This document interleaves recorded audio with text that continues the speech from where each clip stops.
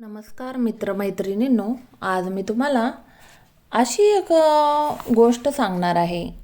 म्हणजे ती भूताचीच आहे. कशी घडली आहे, कसं काय झालं आहे, हे सगळी तुम्हाला हकीकत सांगणार आहे. विहिरीभोवती फिरणारी ती चेटकीण. आज सकाळी आई म्हटली, उठ बाळा, आपण मामाकडे जाऊया का? म्हणून आम्ही घरातील सगळे उठलो. आई म्हटली, आपण दोघेच मामाची गाठ घेऊन येऊया. आई आणि दोघे मधून पायवाटेने चालत निघालो. मी लहानच होतो. मग कसं तरी गवतातून वाट काढत काढत आम्ही दोघे चालत राहिलो. मामाचे गाव तसे लांबच होते. त्यावेळी काही फोन वगैरे नव्हता. आई म्हटली, कसं बसं आपण चालूया, उन्हाचा तडाखा लागतोय बाळा, चाल भराभरा. वाट काही सरकेनाच झाल्या.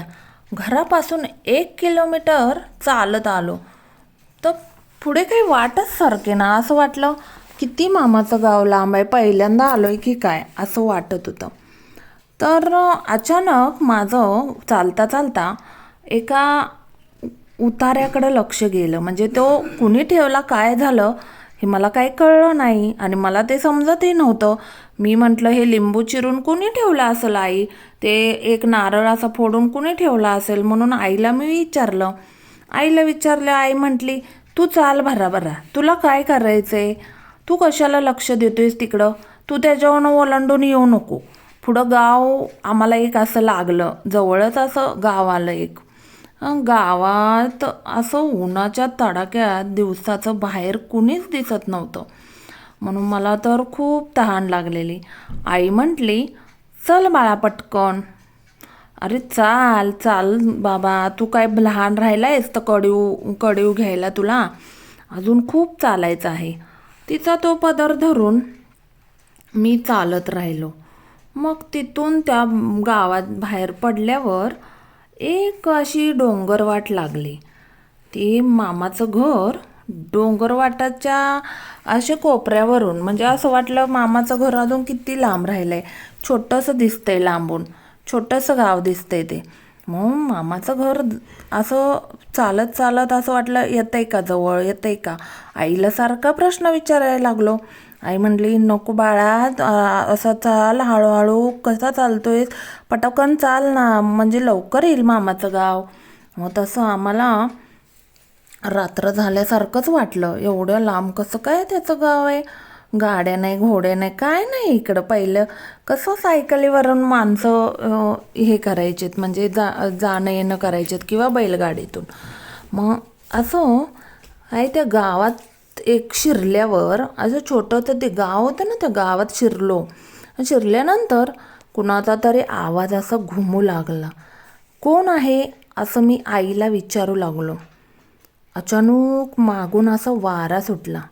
खूप भीती वाटली, पण आई घाबरली नाही. आई मला धीर देत अशी बोलली की, अरे मागं फिरून सारखं बघू नको, कोण आहे का मागे, कोण आहे का, असं का म्हणतोय. तर मी फिरलो आणि एक बाई अशी दिसली आणि अचानक गायब झाली. आईचा पदर घट्ट पकडून रडू लागलो. आईला, आणि कोणीतरी मागे आहे का. आई म्हटली, नाही बाळा, चाल ना तू भराभरा. आज मी खूप घाबरा झालोय असं आईला मी बोलतोय. मला खूप भीती वाटत्या. अगं आई, मी कसं चालू, माझं पाय थरथरू लागलेत. ती बाई आली, दिसली आणि बघ गायब झाली. म्हणले असेल कोणीतरी रानामाळ्यातलं सुटणारं, गेलं असेल, तुला दिसलं असेल तसं. नाही ग आई, एवढी मोठी बाई दिसली. मामाचं गाव आलं, पण त्या गावाच्या एका कोपऱ्यावर एक पडकी विहीर होती. त्या विहिरीच्या बाजूला एक बाई अशी दगड वेचत, तिच्या अशी पदरामध्ये किंवा ओटीत अशी दगडं वेचू लागली. आणि आईने पण ते दृश्य पाहिले, मीही पाहिलं. आणि आईने धीर सोडला नाही. आई म्हणाली, चल बाळा, आलंय घर मामाचं. घर जसं दिसलं तसं आईच्या काळजाचा ठोका बंद झाला. तिने मोठा श्वास घेतला आणि मग मामाचं घर आलं म्हणून आईचा पदर सोडून पळत पळत मामाकडे गेलो. मामाला मिठी मारली आणि मामाला सगळं सांगितलं. मग आई त्याला बोलली, अरे आज आम्ही दोघेही मेलो असतो, वाचलो. आज देवाने आम्हाला मोठ्या मनाने वाचवलं आहे. तर मामा बोलला, अगं ताई तू वेडीबिडी आहेस का? मला पत्र धाडायचं नाही का? मी आलो असतो, मला सांगायचं होतं. मी का नाही आलो? माझी कामं आहेत असं तुला वाटलं असेल, मी येणार नाही.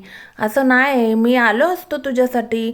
तू आता ह्या आडवळणीनं कशाला आली ॲक्च्युअलमधनं ह्या पोराला घेऊन एवढ्याशा? तर ती म्हणली, अरे दादा, त्या आडावरच्या चटकिनीने आम्हाला सोडलं नसतं. परत तो म्हणाला, मामा की तुम्ही दोघे खरंच आडवळणाने यायला नको होतं.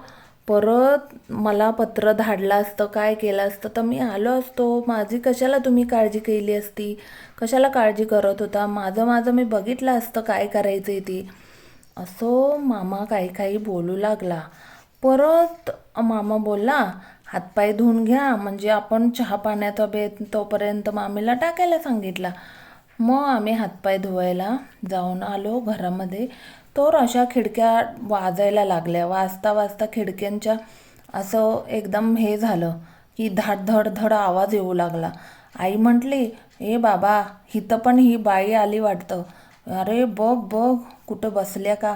तशी ती मुलाला खॉटच्या खाली ती झोपलेली दिसली. एवढी अशी पांढरी कपडे घालून डोळे असे लुकलुक करत अशी बघत होती त्याच्याकडे.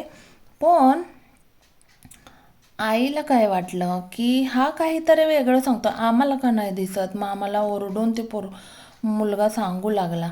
पण आता करायचं काय? सगळेच घाबरले ना. परत म्हटले, जाऊ द्या, हे आता आपण हिथून काहीतरी काय देवाचं वगैरे करून अंगारा टाकून त्यांनी म्हटलेत, बघूया ताई, सकाळी मी तुला धाडायला येतो, मी तुला घालवायला येतो. तुझं पोरगं खूप घाबरले.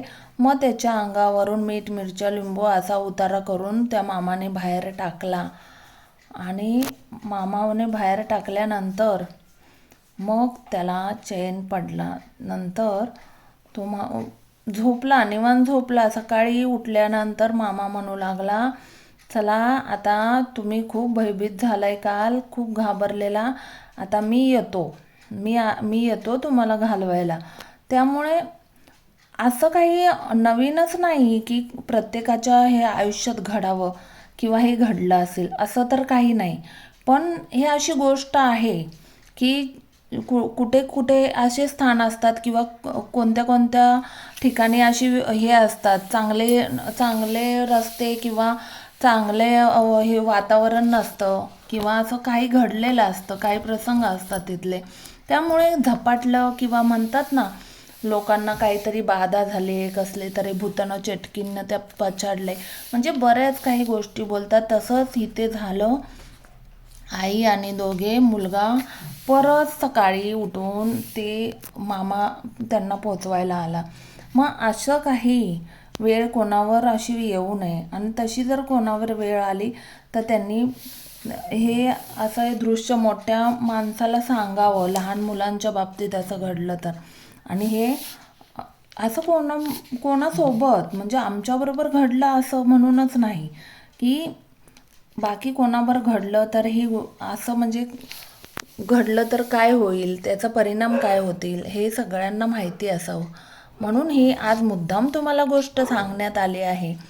तुम्हाला ही माझी गोष्ट कशी वाटली मला कमेंटमध्ये सांगा.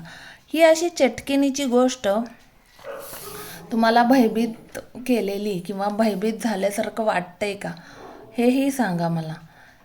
धन्यवाद.